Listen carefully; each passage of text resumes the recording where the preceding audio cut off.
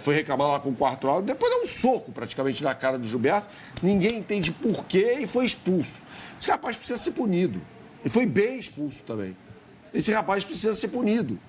Vai voltar para o sub-20 e tal. Não cabe o discurso de que ele era muito jovem, veja bem, treina bem e tal. Não, ele já é um jogador profissional de futebol. Tá? Uma coisa é ele enfiar o dedo na cara do Lianco, por exemplo, que é um jogador que banca o justiceiro no futebol brasileiro. Eu acho que não tem que baixar a cabeça mesmo. Agora, uma coisa é entrar da forma como ele entrou, completamente deslocado na partida. Tá? Isso não pode acontecer. Pô, jogador que já marcou um gol importante pro Flamengo na partida contra o Chelsea, por exemplo, o terceiro gol é dele na Copa do Mundo de Clubes, uma baita atuação do Flamengo. Então, são várias questões aí que o Felipe Luiz terá de resolver. Achei a resposta sobre o comportamento do Wallace pouco convincente. Né? Ele esculhambou o Pedro, por exemplo, com razão.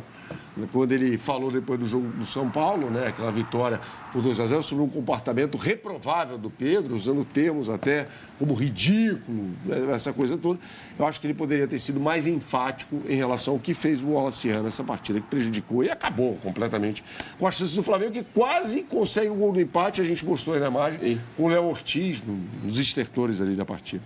Ô Léo, são dos últimos 5 jogos, se não me falha a memória, apenas uma vitória do Flamengo contra a equipe do Corinthians, né? Derrota na Libertadores contra o Estudiantes, resultados complicados diante de Vasco, Cruzeiro e agora a derrota do Bahia.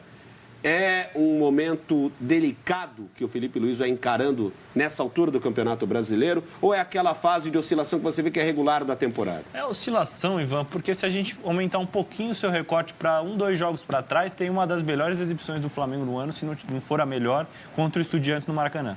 No primeiro tempo de almanaque que o Flamengo fez naquele dia. Então, acho que tem a ver com a sequência de jogos, com um time que talvez na parte física esteja um pouco desgastado. Talvez precise de um respiro a mais para a sequência, para os jogos decisivos da temporada que vem por aí, de Libertadores, das mesmas rodadas do Campeonato Brasileiro. Acho que no caso do jogo de ontem, especificamente, com 1 a menos, fica muito difícil. Eu também não entendi a saída do Pedro, principalmente pelo estado do gramado. Novamente, os jogadores saíram falando muito mal do estado do gramado da Fonte Nova. O Jorginho falou muito, né? Se você tem um centroavante pivô, pelo menos ele consegue sustentar essa bola, uma bola aérea, ele poderia te dar um outro tipo de alternativa. Para mim, ele adotou um plano semelhante, parecido àquele que ele adotou contra o Corinthians na Copa do Brasil do ano passado, quando o Flamengo também teve um homem a menos, e ele passa a jogar com 3 zagueiros, uma linha de 5, 3 meio-campistas e um homem mais avançado. No caso do primeiro tempo, esse cara à frente era o Arrascaeta, flutuando bastante, e o Flamengo teve chances no jogo. Sim. O Flamengo teve a bola, a gente mostrou os 2 lances aqui, o Flamengo teve a chance com o Samuel Lino, que deveria ter feito aquele gol. Você sai cara a cara com o goleiro adversário nas circunstâncias da partida, você tem que fazer. E teve a bola do Léo Ortiz no final do jogo. O Flamengo ficou vivo durante os 90 minutos, mesmo com um homem a menos no campo do seu adversário. Então, eu acredito que passa mais ou menos por aí o que foi o jogo. Uma pequena oscilação, uma pequena queda, mas eu acho que é natural, todo mundo tem esses momentos dentro da temporada. Não acho que seja algo preocupante para o Flamengo de Felipe Luiz. E, de certa forma, até o Bahia, pela superioridade numérica, né, evidente, por causa da expulsão do Danilo depois da do Wallace, me decepcionou um pouco. Foi um time que não obrigou o Rossi a fazer grandes defesas. Né? Teve o lance do gol anulado, bem anulado, né, do Michel Araújo. Impedimento mesmo. Num erro do Cleiton na saída de bola. Essa é outra questão também, né? O Felipe Luiz, ele usa Léo Ortiz e Léo Pereira. O Danilo entra quando o Léo Pereira, por exemplo, como ontem, estava suspenso. E os outros zagueiros do grupo ali não têm oportunidade. E quando elas têm, uma situação emergencial como essa, vão apresentar problemas. Falta de entrosamento, falta de ritmo de jogo, aquela coisa toda. Então, eu acho que essa é outra coisa que o Felipe Luiz também poderia fazer, mas dar mais rodagem para esses caras, entendeu? Colocar mais em jogos e tal, usar como alternativas, até para que eles tenham um ritmo de jogo e um entrosamento maior do que com os outros, né? Parceiros eventuais ali, Léo Ortiz, Léo Pereira, o Danilo, enfim. A não ser que ele considere que esses caras não têm qualidade técnica para isso, né? Pois é, mas aí não pode ficar no grupo. Assim. E aí precisaria ter contratado, aí a gente entra em outros... tema para outros programas. Não só dá para para deixar, eu demitir, queria te ouvir. não dá para mandar embora. Esse negócio de que, manda embora. Não, isso tem um custo, não é assim. Demitir alguém tem um custo muito alto. Você tem que pagar multa rescisória. Esse negócio de barca não existe. Vamos fazer uma barca, mandar um monte de jogador embora. Não, isso não existe, tá? Só para ficar claro. Como a gente tem ainda pouco tempo de programa, eu queria te ouvir rapidinho do Samuel Lino e, na sequência, a gente vai ouvir a fala do José Boto, falando sobre os rivais do Flamengo, mas queria te ouvir sobre o Samuel Lino, Bernardo. O Samuel Lino teve uma partida ruim, 2 consecutivas, né? Cruzeiro e Bahia. Ele não pode perder essa oportunidade, isso é um erro grave de finalização. Mas, assim, outro dia o cara foi convocado para a Seleção Brasileira. Aí tem 2 partidas ruins, tem muro pichado, falando que ele é bagre, sei lá, pereba, alguma coisa assim. Que, aliás, é um costume do futebol, né? Jogou 1 ou 2 partidas ruins, já tem pichação, já tá amanhã ele pode desequilibrar um jogo, tá contra o Corinthians, ele tirou um coelho da cartola no lance do primeiro gol do Flamengo, dá o passe pro Carrascal, que dá o passe pro Arrascaeta. Cara, é maluquice, bicho. E o que tem gente pedindo fora, Felipe Luiz, tá bom, demite o Felipe Luiz. Vamos admitir que ele seja demitido. Trazer quem agora, cara? Não, Vai de Renato Gaúcho.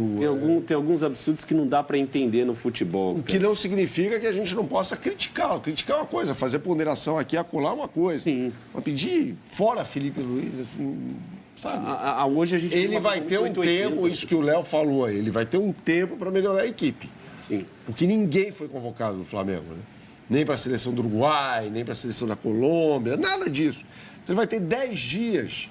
Menos até porque é uma folga grande aí e tal, mas vai ter 1 semana, para treinar o time, para melhorar esse time, é aquilo que todo mundo pede. Tempo para treinar com os principais jogadores, ele vai ter isso. Ele vai ter que entregar alguma coisa melhor do que ele entregou nas últimas partidas. E passa a ser um período fundamental até na jornada final da temporada, onde o Flamengo tem 2 lutas importantes pelo título brasileiro e pela Libertadores. Vamos conferir a parte final da nota que o Palmeiras divulgou ainda no final dessa tarde da segunda-feira, em que cita o seguinte, é uma longa nota, né? Por isso a gente se atenta apenas ao último parágrafo, onde o Palmeiras diz: compreendemos que o crescimento coletivo da nossa indústria exige renúncias, espírito de colaboração e o fim do egoísmo que, lamentavelmente, ainda norteia a conduta de dirigentes que ora apelam à gritaria, ora recorrem a acusações sem provas para justificar resultados negativos. Neste sentido, esperamos que o Superior Tribunal de Justiça Desportiva seja enérgico com aqueles que, de forma irresponsável, lançam suspeitas indevidas sobre pessoas e instituições. Essa declaração do Boto e a resposta do Palmeiras vem também no mesmo momento em que há uma disputa, Léo, em relação aos direitos de transmissão, onde Palmeiras e Flamengo também são os protagonistas dessa batalha, né? E aí o meu comentário inicial era justamente sobre essa fala do Boto. A gente já passou aqui pelas questões de arbitragem, muitos erros no duelo do Morumbi. Mas a fala do Boto coloca em dúvida o caráter dos profissionais de arbitragem que estavam no Morumbi. Isso é muito grave. Não é o primeiro que tem uma declaração desse tipo, porque aqui a coisa funciona dessa forma. Você pode colocar o meu caráter em questão aqui e você não vai ser punido. Segue, e a vida que segue. Aconteceu com o Textor em 2023, aconteceu com o João Martins quando falou do sistema também em 2023 por parte do Palmeiras.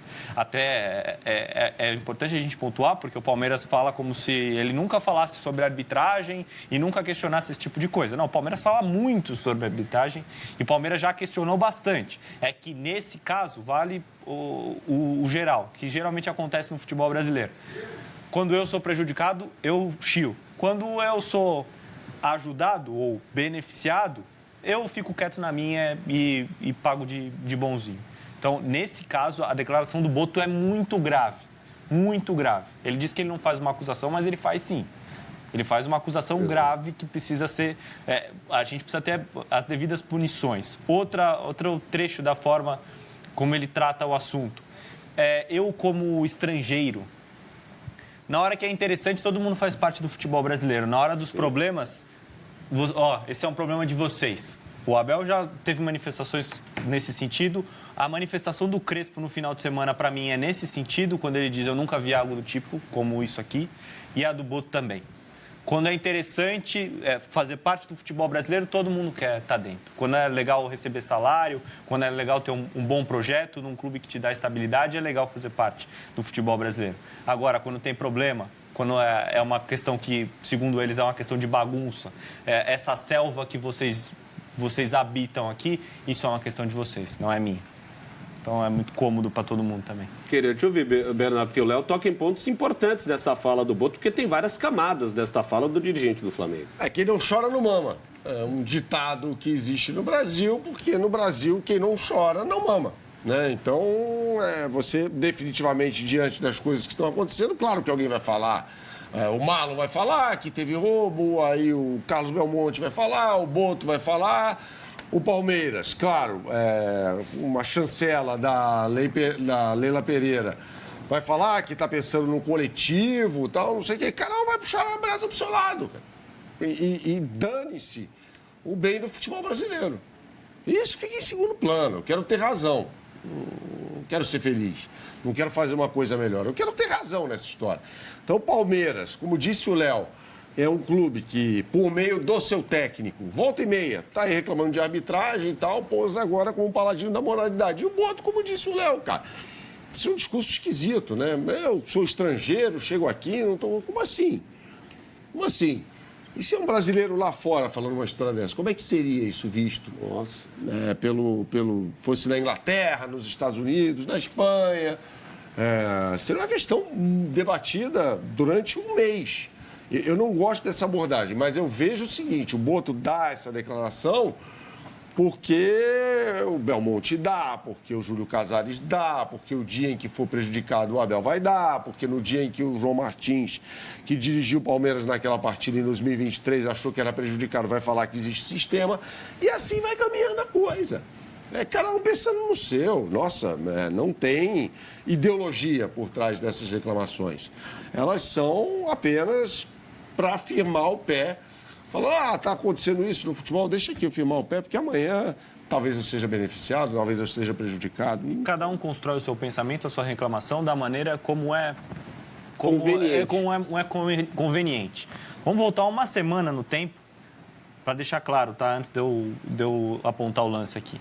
Não há um esquema de manipulação para favorecimento de nenhuma equipe do futebol brasileiro. Não há esse tipo de informação. Não, isso não existe, tá? Corinthians e Flamengo. Qual foi a discussão da última semana? O lateral que teria sido dado ou não, que seria um empate e não a vitória do Flamengo. Sim. Então, mas é o que vocês falaram, fica sempre conivente e conveniente para o clube que se sente lesado. A forma como o A constrói é que ele sempre é prejudicado. Exatamente. Nossa, eu sempre sou prejudicado. É você fechar os olhos para uma questão que aconteceu há uma semana. Sim. E aquilo, né?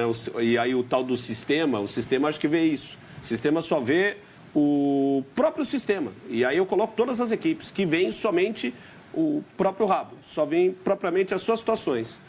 E ninguém, porque eu acho que até é cômodo tentar pensar em algo mais global, algo amplo, porque vai gerar visões diferentes, pensamentos diferentes, uma nova maneira de se ver o futebol e ver o produto. Então, acho que para muita gente isso também não é conveniente, você trabalhar num conceito mais amplo de união e de aí sim, você unir todos os clubes, juntar todos os clubes em prol de resolver problemas do futebol brasileiro.